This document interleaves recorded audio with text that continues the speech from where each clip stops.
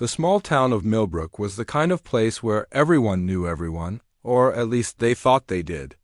On this particular Tuesday evening, the autumn air carried the smell of burning leaves and the promise of an early winter. Most of the local businesses had already closed for the day, their neon signs flickering off one by one as the sun disappeared behind the mountains. Ruby's diner stood like a beacon on Main Street, its warm yellow light spilling onto the empty sidewalk. The old-fashioned restaurant had been serving the community for over 30 years, and its red vinyl booths and checkered floor told stories of countless conversations, first dates, and late-night coffee sessions. Tonight, however, the usual crowd of regulars was nowhere to be seen, behind the counter. Mrs. Chun wiped down the coffee machine for what felt like the 100th time that evening. At 62, she had been running the diner since her late husband passed away 5 years ago. Her small frame moved efficiently between the kitchen and the dining area, but tonight there was a tension in her shoulders that hadn't been there when she opened that morning. The reason for her unease sat at the counter, taking up 3 of her best stools. 3 men in leather jackets had rolled into town about an hour ago on motorcycles that sounded like thunder. Their bikes were parked right outside the front window, chrome gleaming under the streetlights. The men had ordered coffee and pie, but they had been nursing the same cups for 40 minutes. While getting louder and more obnoxious with each passing minute, the leader of the group was a mountain of a man who went by Tank. His arms were covered in tattoos that made Mrs. Chan's stomach turn, and his voice carried across the diner every time he laughed at his own crude jokes.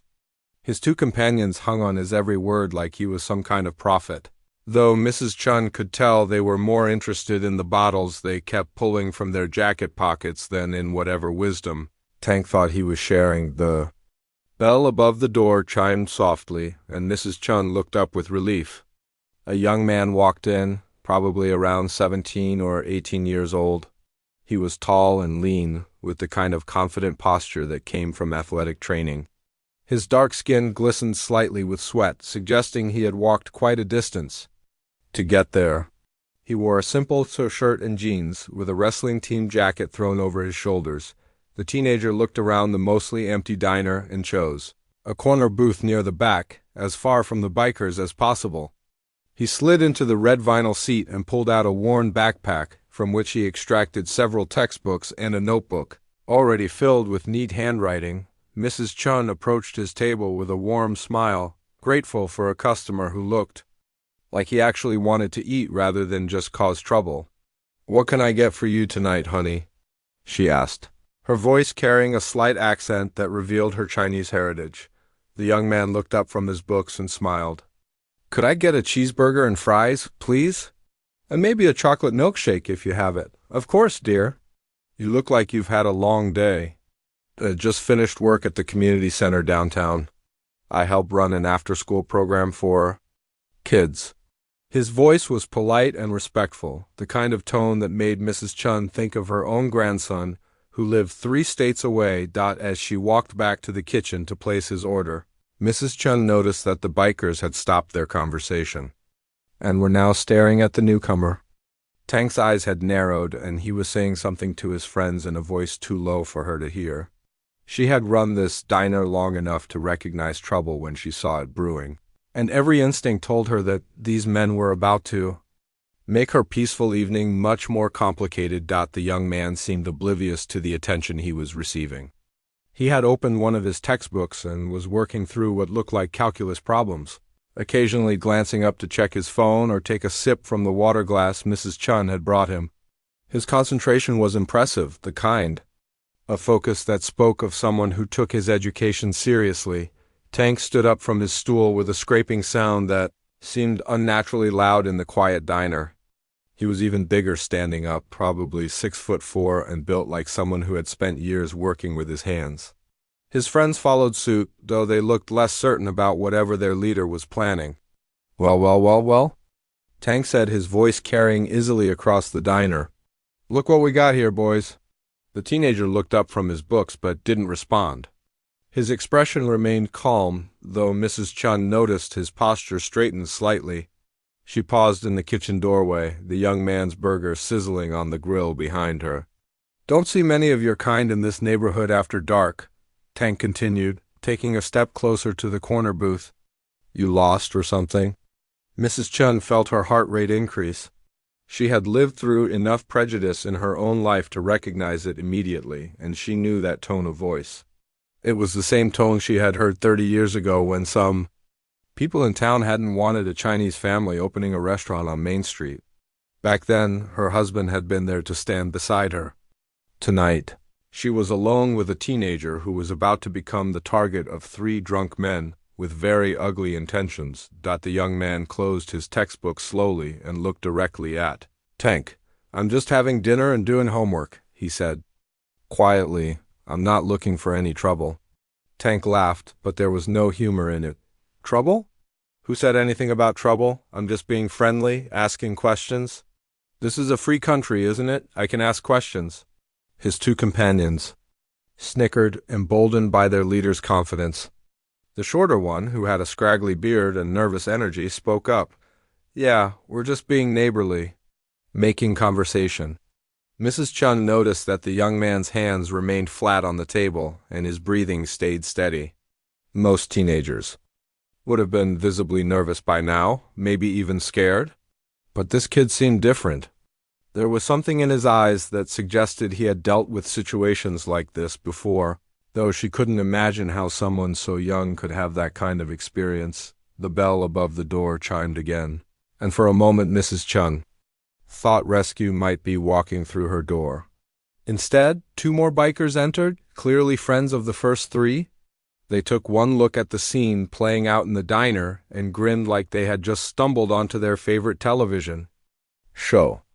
What's going on here? The new arrival asked, though his tone suggested he already knew and approved. Tank gestured toward the corner booth.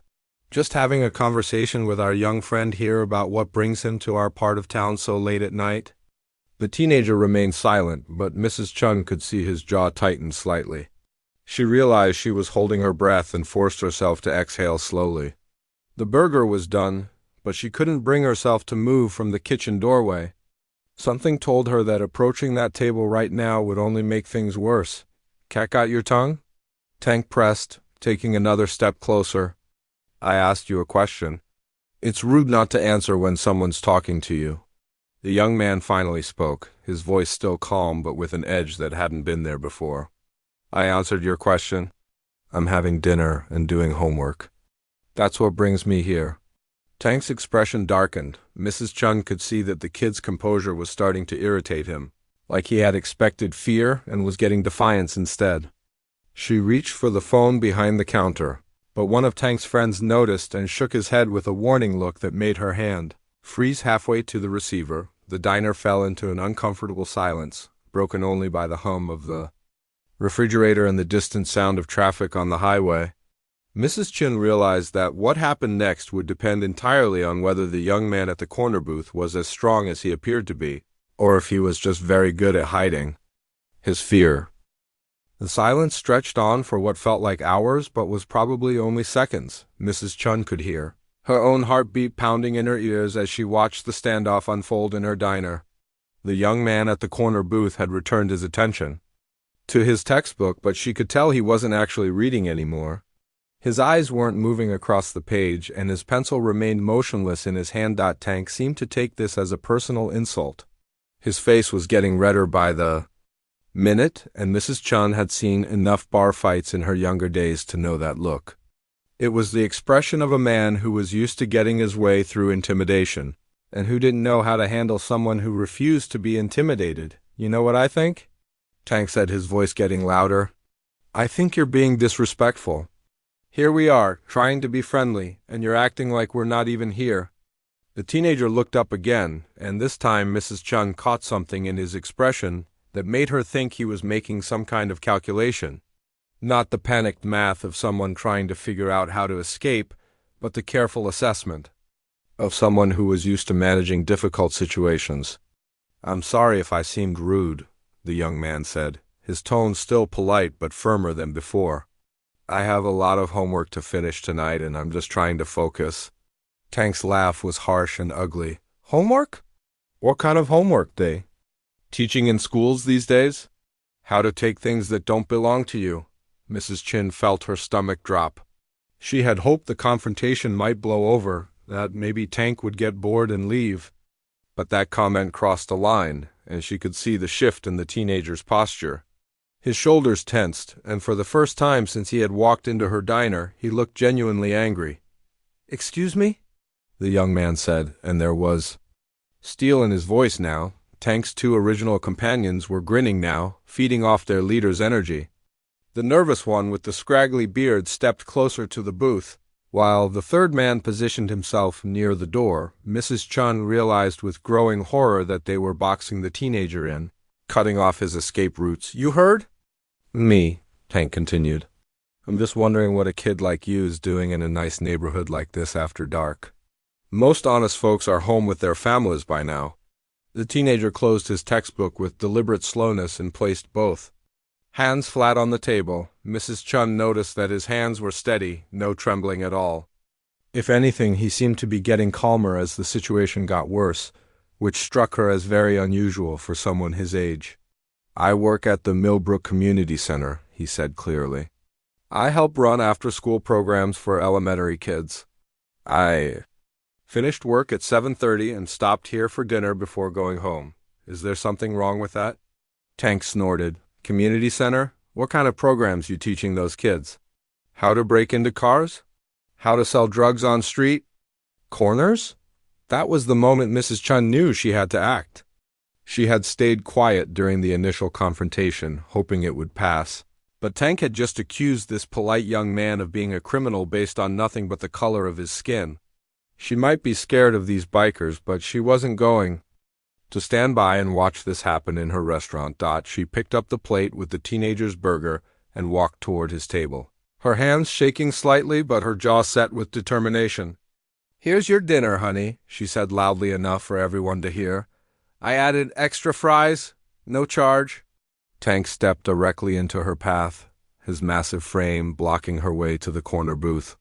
Up close, he smelled like motor oil and cheap beer, and his eyes had the glassy look of someone who had been drinking for hours. "Hold on there, lady," he said, his voice taking on a mock-friendly tone that was somehow more threatening than his earlier aggression. "We were having a conversation. Here, it's rude to interrupt." Mrs. Chun looked up at him, this man who was probably twice her weight and 1.5 feet taller, and felt every one of her 62 years. But she also thought about her husband, who had faced down bigots when they first opened the diner, and about her grandson, who was probably doing homework at his own kitchen table 3 states away. "This is my restaurant," she said, her voice stronger than she felt, "and I decide who gets served when. Now please move so I can give this young man his food." Tank's expression darkened. "Your restaurant? Funny, I don't remember seeing any chinks on the sign outside." The slur hit Mrs. Chun like a physical blow, but before she could respond, the teenager was on his feet. He didn't jump up or make any sudden movements, but he rose from the booth with a fluid motion that somehow made him seem much bigger than he had appeared while sitting down. "That's enough," he said, and his voice carried an authority that seemed to come from somewhere deeper than his 17 or 18 years. "You need to apologize to Mrs. Chun right now." Tank spun around to face him, clearly delighted that the teenager had finally taken the bait. "Or what, boy? You going to make me?" The young man took a step forward, and Mrs. Chun noticed something she hadn't seen before. Despite his polite demeanor and studious appearance, he moved like an athlete. Not just any athlete, but someone who had spent years training their body to be a weapon. His balance was perfect, his stance suggesting he could move in any direction at a moment's notice. "I'm not going to make you do anything," he said calmly. "I'm asking you to do the right thing. Apologize to Mrs. Chun for the disrespectful things you said. Finish your coffee and leave. No one has to get hurt." Tank's companions were looking less confident now. The nervous one with the beard kept glancing toward the door, and even the two who had arrived later were starting to look like they were regretting their decision to come inside. But Tank himself seemed energized by the confrontation. He cracked his knuckles loudly and took a step closer to the teenager. "You know what I think?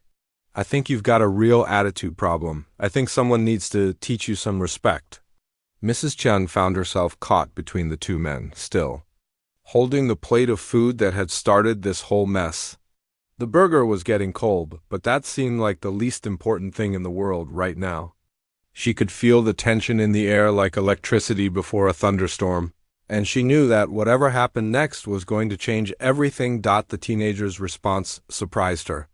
Instead of backing down or getting more aggressive, he actually smiled. It wasn't a happy smile or a nervous one, but the kind of smile that suggested he knew something the bikers didn't. "You know what?" he said, his voice almost conversational. "You're probably right. Someone probably does need to learn about respect tonight." Tank's grin widened, clearly thinking he had won some kind of victory. He flexed his shoulders and started to reach for the teenager, clearly planning to grab him by the shirt or maybe push him back into the booth. That was when Mrs. Chen realized that Tank had just made a very serious mistake, because the young man standing in her diner wasn't backing down or looking scared. He was standing perfectly still, watching Tank's approach with the patience of someone who had been waiting for exactly this moment. And for the first time since the bikers had walked into her restaurant, Mrs. Chen found herself feeling sorry for them instead of afraid of them. Tank's hand was halfway to the teenager's shirt when something made him pause. Maybe it was the way the young man was standing, perfectly balanced on the balls of his feet. Maybe it was the complete lack of fear in his dark eyes. Or maybe it was the way his breathing remained steady and controlled while everyone else in the diner was holding their breath. Mrs. Chen watched as Tank's confidence flickered for just a moment.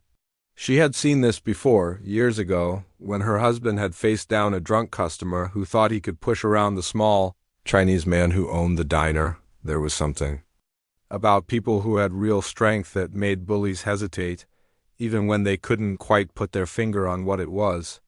But Tank was too proud and too drunk to listen to his instincts.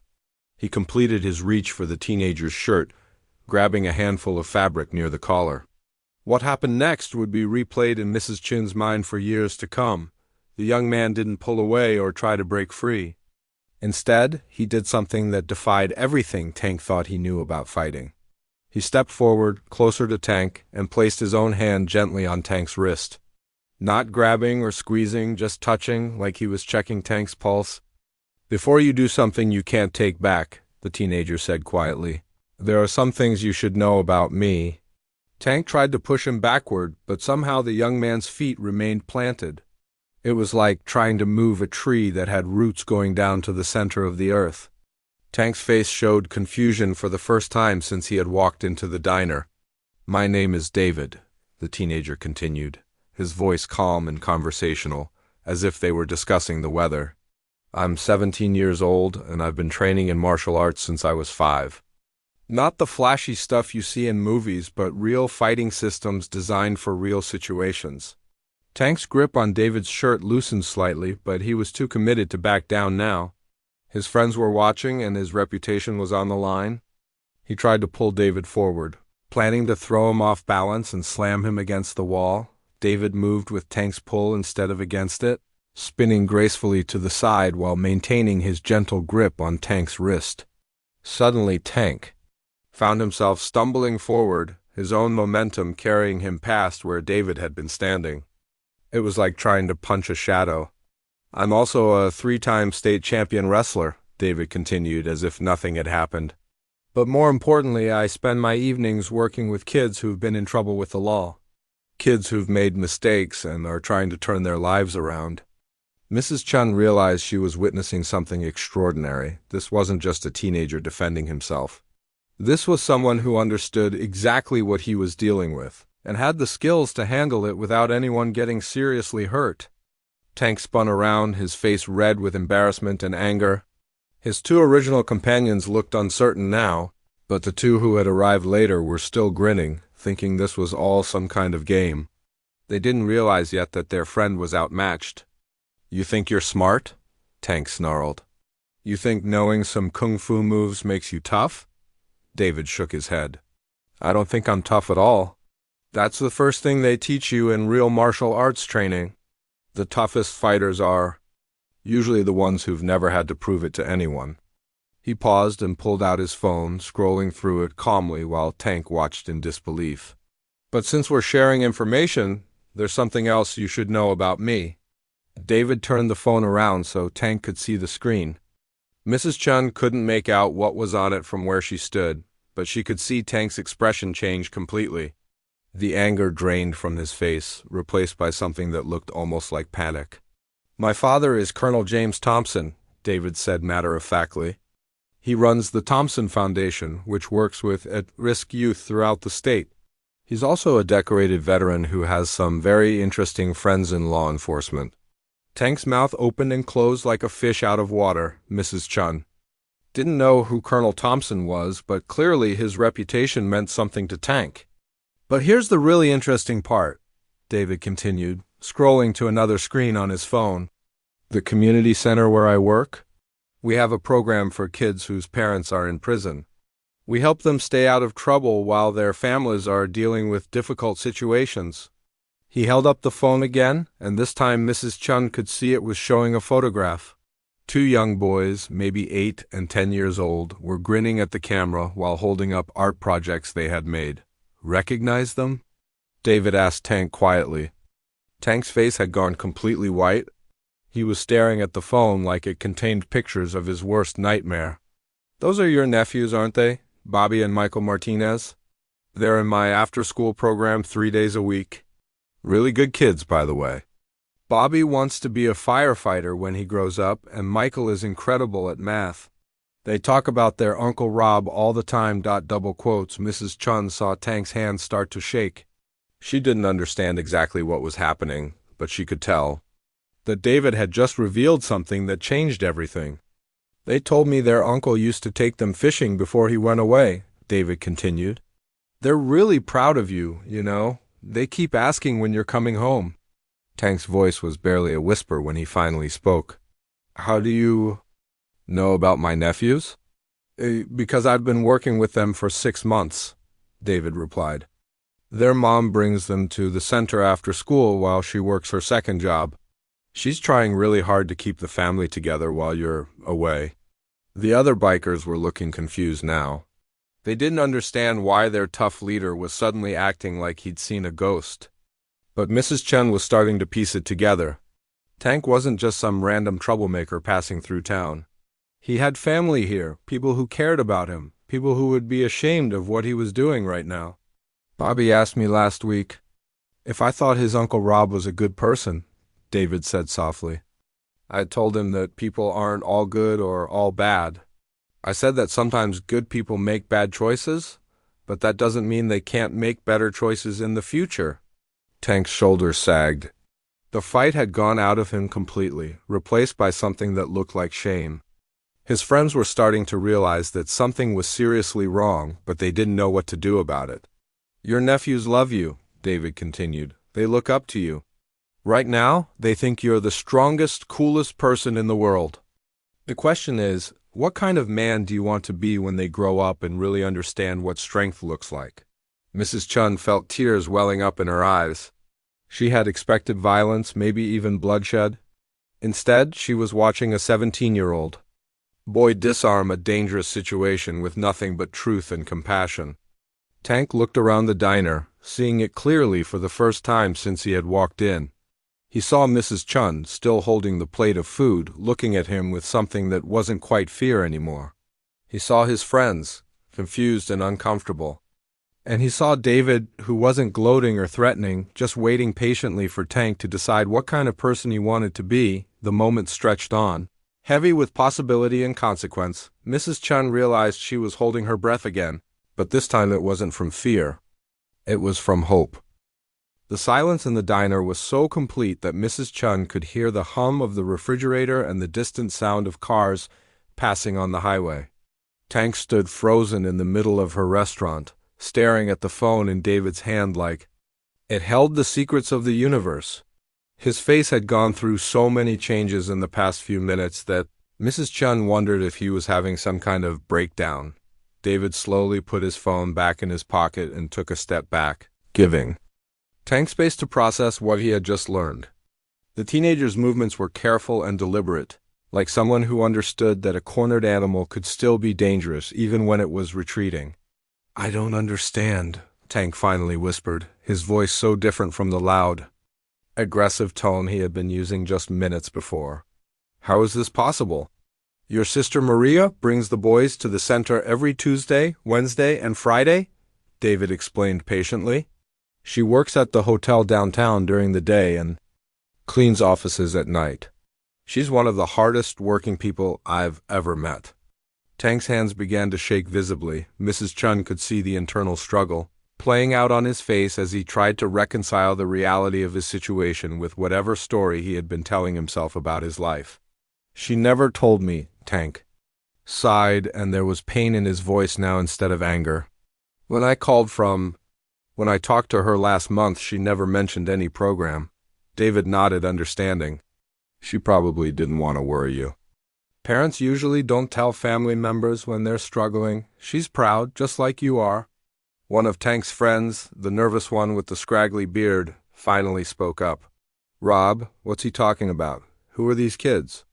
Tank turned to look at his companion, and Mrs. Chun saw something break behind his eyes. "They're my nephews," he said quietly. "My sister's boys. I haven't seen them in 8 months." The admission hung in the air like smoke. David waited patiently while Tank's friends exchanged confused glances. They clearly hadn't known about Tank's family situation, and the revelation was changing their perception of him just as dramatically as it had changed his perception of himself.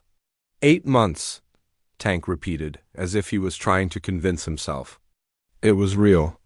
I've been gone for 8 months, and my nephews have been going to an after-school program because their mom has to work 2 jobs just to keep food on the table." David pulled out his phone again, but this time he scrolled to a different screen. "Would you like to see more pictures of them? We took some last week during art class."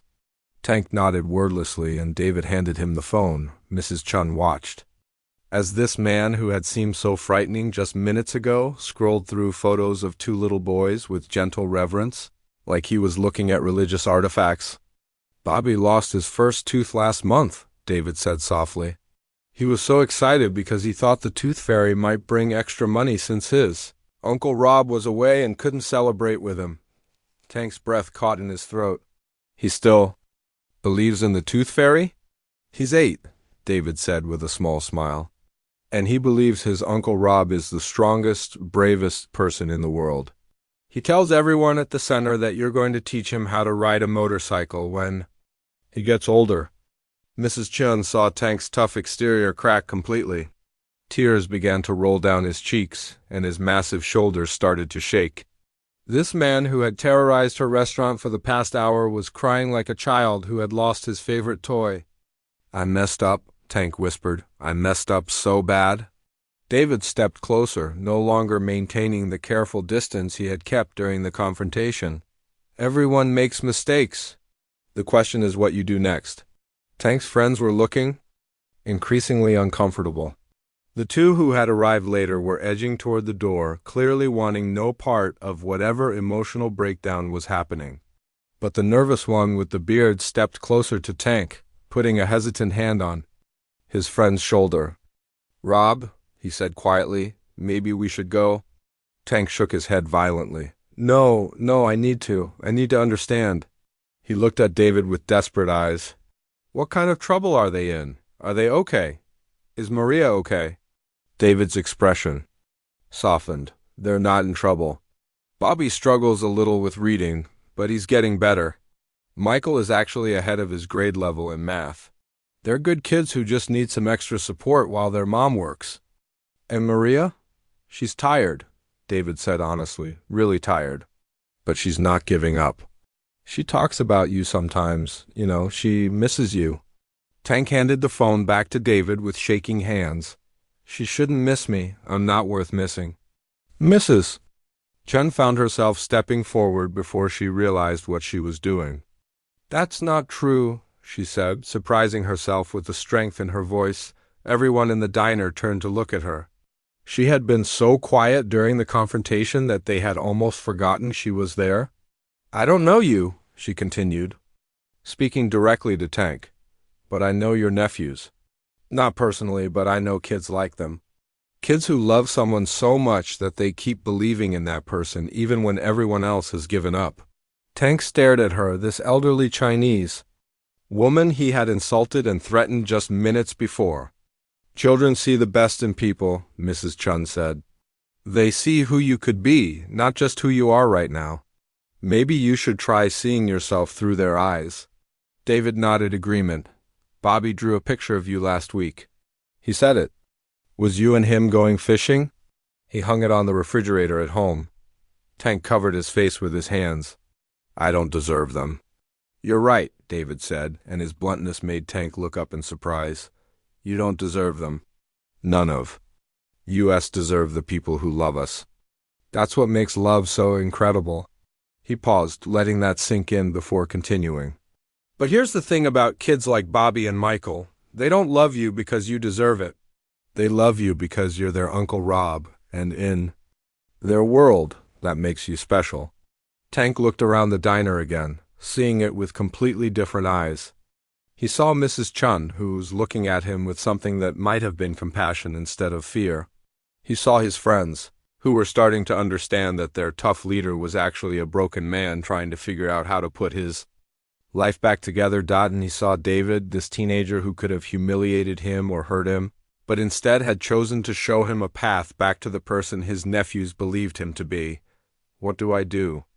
Tank asked, and the question sounded like a prayer. David smiled, and for the first time since he had entered the diner, it was a completely genuine expression of hope.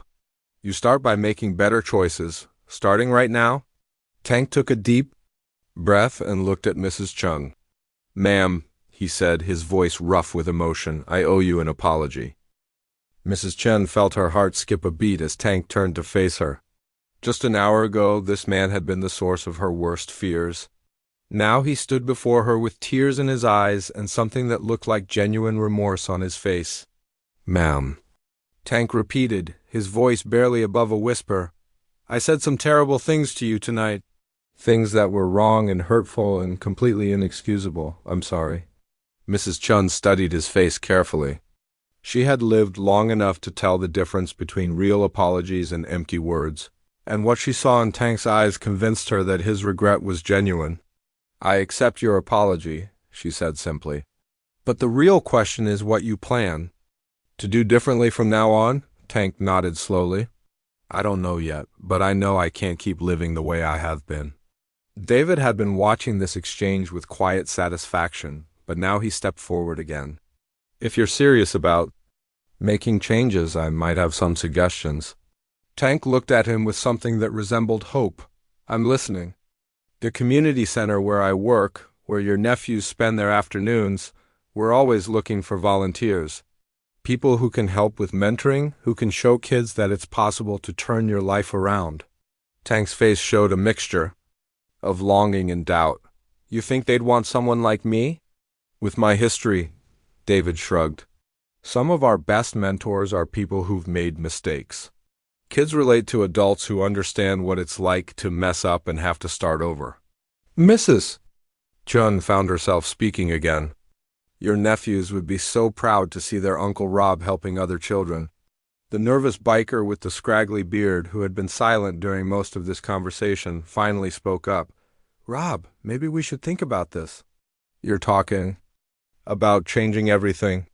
Tank turned to look at his friend, and Mrs. Chun could see him making a decision in real time. Yeah, I'm talking about changing everything. Because everything I've been doing has been wrong. He looked around at his other companions, the ones who had been encouraging his bad behavior just minutes before. You guys can do whatever you want. But I'm done with this life. I'm done being the kind of person my nephews would be ashamed of. The two bikers who had arrived later exchanged glances and headed for the door without a word. They had come looking for entertainment and found something too real and uncomfortable for their taste. The nervous one hesitated for a moment, looking between Tank and the exit. This is really what you want? He asked Tank. Tank nodded firmly. This is what I need, his friend sighed. Then I guess I'll see you around, Rob. He paused at the door. For what it's worth, I think you're making the right choice. After he left, the diner felt different. Calmer somehow, like a storm had passed and left clear skies behind. Mrs. Chun realized she was still holding David's dinner plate, now completely cold, and set it down on the nearest table. "Let me make you a fresh burger, honey," she said to David. "On the house, after everything you've done tonight?" David smiled. "That's very kind, but I should probably get home. My dad will be worried if I'm too late." Tank looked confused. "Your dad? But you said he was a colonel. Doesn't he travel a lot?" "He's retired from active duty now," David explained. "He runs the foundation from home so he can be around more. He learned that being a good father was more important than any mission the military could give him." Mrs. Chun saw Tank absorb this information with interest. Here was a man who had chosen family over career, who had reorganized his life around being present for his child. It was clearly a foreign concept to Tank, but one that appealed to him. "Do you think," Tank said hesitantly, "do you think I could visit the center sometime? Just to see how Bobby and Michael are doing?" David considered this carefully. "Your sister would have to approve any contact with the boys, and you'd need to complete our volunteer training program first. But if you're serious about it, I think it could be arranged." Tank's face lit up with something Mrs. Chun hadn't seen all evening, genuine joy. "I'm serious. More serious than I've ever been about anything." David pulled out his phone and scrolled through his contacts. "I'm going to give you the number for the center's director. Her name is Ms. Rodriguez, and she's the one who makes decisions about volunteers. Tell her I recommended you, but be honest about your situation. She's helped a lot of people get their lives back on track." Tank carefully entered the number into his own phone, treating it like the most precious thing he had ever received. "There's one more thing," David said. "If you're really committed to changing, you might want to think about getting some of those tattoos covered up, the ones that send the wrong message." Tank looked down at his arms as if seeing the offensive ink for the first time. Yeah, I definitely need to do something about those." Mrs. Chun found herself thinking about second chances and the strange ways life could surprise you.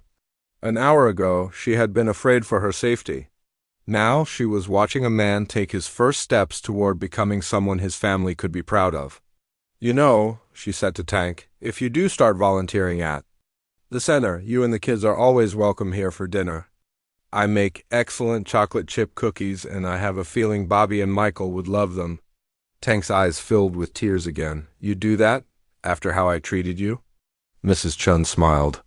"Everyone deserves a chance to be better than their worst moment. Besides, I think watching you become the uncle those boys deserve would make me very happy." David gathered his books and prepared to leave. "Tank, or should I say Rob, I'm going to check in with you next week. I want to make sure you follow through on calling Ms. Rodriguez." Tank stood up straighter. "I will, I promise." "Good, and Mrs. Chun, thank you for the kindness you've shown tonight. You helped make something beautiful happen here."